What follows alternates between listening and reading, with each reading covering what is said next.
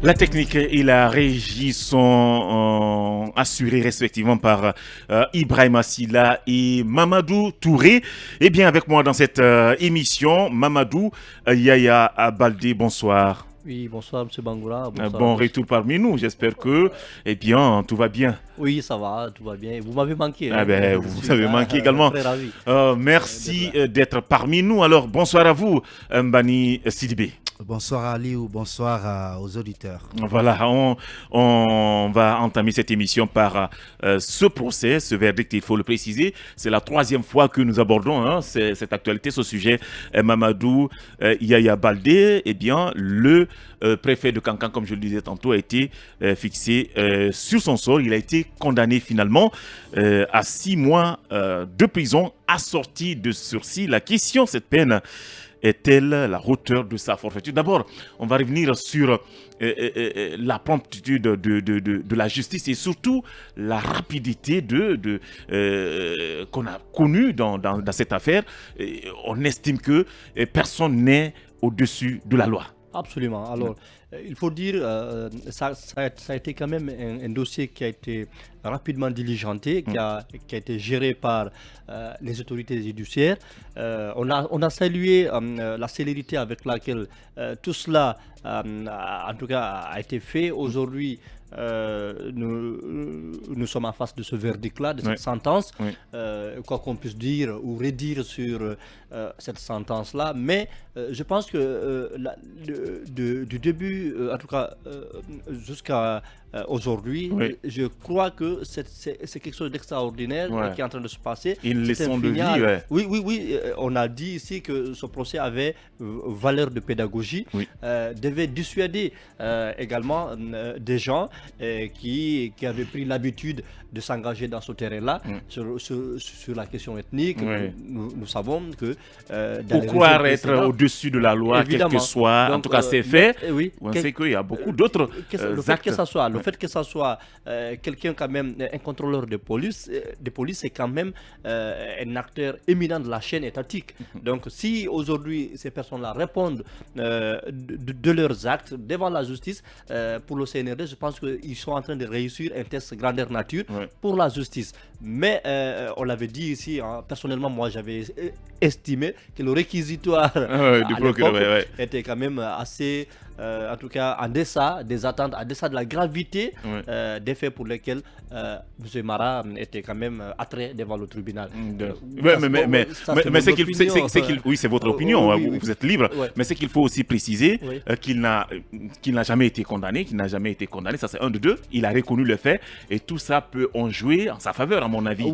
Et surtout, ses propos n'ont pas été suivis de violence, n'ont pas eu de répercussions, bien sûr, peut-être l'opinion, parce que déjà, l'opinion en majeure partie a dénoncé, donc tout ça, à mon avis, a contribué à ce qu'il bénéficie d'une telle sentence. Oui, non, mais c'est ce qu'on appelle le bénéfice des circonstances atténuantes. Effectivement. Donc, c'est normal. Peut-être que le juge a estimé qu'il fallait également prendre en compte tous ces aspects-là. C'est extrêmement important. Mais espérons que ça puisse vraiment dissuader d'autres pour qu'une fois, en tout cas, ce sujet-là puisse enfin être, en tout cas... je pense qu'en tout cas, c'est une leçon de vie. C'est de la pédagogie, je le disais. Ça fait la troisième fois que nous évoquons. C'est pas un acharnement. C'est aussi attirer l'attention ou faire comprendre aux uns et aux autres qu'ils ne sont pas au-dessus de la loi. Voilà pourquoi nous revenons à chaque fois. Nous avons suivi ce dossier du début et maintenant à la fin. Et heureusement, il va rentrer chez lui, mais il va rentrer avec une condamnation, il faut le préciser. Oui, Mbani Sidibé, cette affaire, un préfet jugé et condamné. Une première, moi, à mon avis, c'est une première en Guinée. Je n'avais jamais assisté à cela. Un préfet, il est en fonction, il est jugé et condamné. Oui, peut-être que vous direz que c'est un préfet, sinon c'est pas une première que des personnalités soient jugées condamnées. Alors que ces personnalités sont en fonction. Oui, même si parfois ils se tirent d'affaire. J'ai suivi cette sentence du côté de Kankan. Je pense qu'il se tire très bien avec 6 mois d'emprisonnement assorti de sursis.